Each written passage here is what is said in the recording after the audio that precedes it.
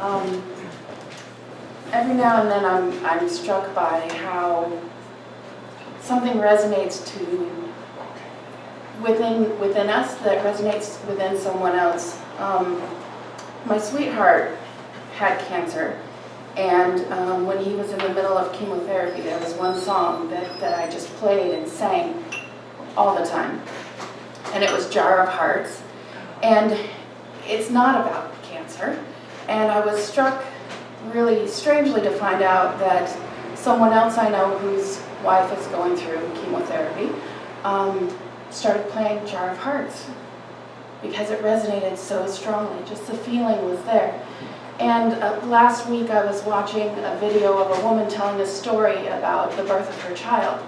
And one of the things she started talking about was the feeling of being underwater when the child was born and wasn't breathing.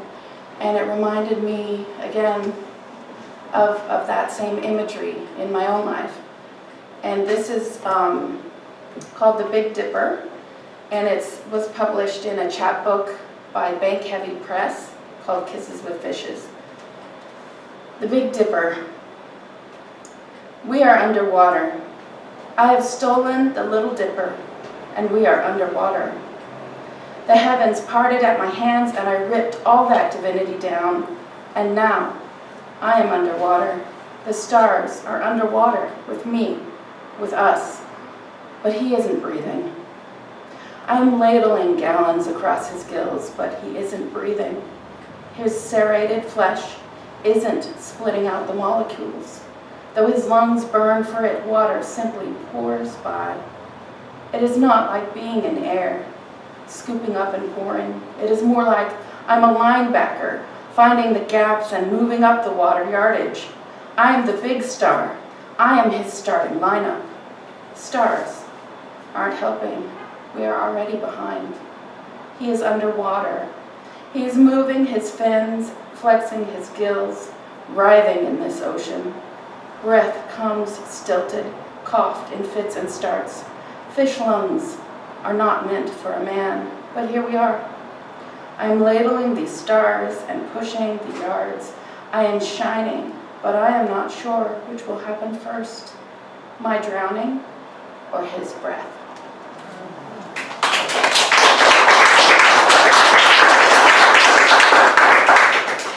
You can see I'm a little nervous, I'm very shaky. That's good. And that's okay. It's okay. The next poem is called The Inevitable Love Poem, because there's always one.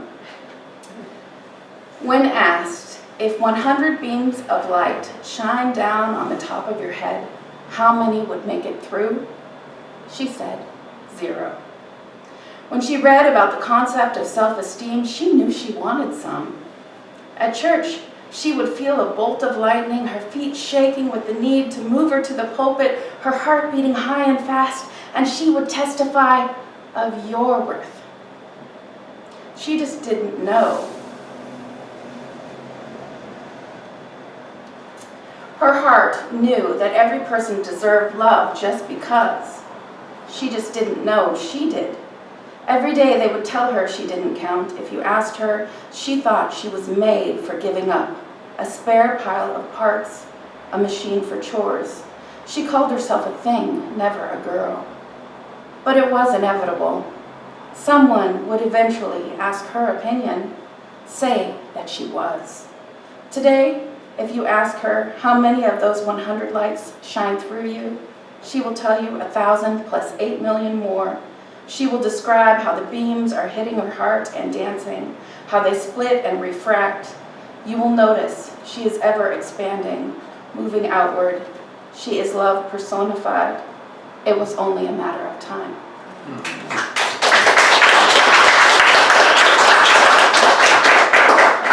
And the last one is a poem that was written in response to a book called Decolonizing Research Methodologies. And there's a painting that goes with it. It really talks about how we don't know and how some things can't be measured. Put me in your box, engulf and swallow me whole. Think you can taste every particle, name every droplet before I hit the floor? You think you know me. unraveled my largest of intestines, walking through my barriers and naming my troubles. You cannot name me. I am wind, I am water, I am the sun on your back, heavy like a scratching stick, soft like fox fur. I gave you no entry into the chasms of my speech, into the confines of my memories, into the spirals of my folding thoughts. You judge like you can see past the surface, but there you sit, unable to even tap through. Give a child a switchblade, he'd carve a dent in my desk faster than your little pen can float out the catalog of that inch of me you think you see. I write, I sing, I dance, I weave through the wind alone. I mark my footsteps. I dance out the sun. You could unravel your own cells, snuff out the sparks before you'd begin to see even a particle of me. I watch you weave your labels, brandish them about, wrap them round my broad shoulders you've cut too short. In the end, your approximation is just your approximation. You don't know me. You don't know why I do what I do. I am wind. I am water. I am the sun on your back, heavy like a scratching stick, soft like fox fur. I gave you no entry into the chasms of my speech, into the confines of my memories, into the spirals of my folding thoughts. Think you can tell me what manner of spaces lie between the particles of my atoms? How many portions of a portion of the portion of measurable length sit between the furrows in my brow? Next, you'll tell me what tools carved me, what events left blackened lines along my spines, what serpent crawls between my legs. Put me in your box, engulf and swallow me whole. You cannot even wrap your eyes around one bite of me, one tiny morsel, and you'd have your jaw unhinged, wiring for repairs. You don't know me. You don't know why I do what I do, when I do it, where I go, when I go, how I get there, when I am there. You don't even know when I am here and when I am away. My mind wanders past your prying eyes and you can't even see the difference. If I stood still, you'd have to travel miles just to curve around me. You need measures longer than the circumference of the moon. I and the sun alike are too hot for your tools. You are but dust beneath my feet. Put me in your box, engulf and swallow me whole. Think you can taste every particle, name every droplet before I hit the floor? You think you know me. Unraveled my largest of intestines, walking through my barriers and naming my troubles? You cannot name me. I am wind. I am water. I am the sun on your back, heavy like a scratching stick, soft like fox fur.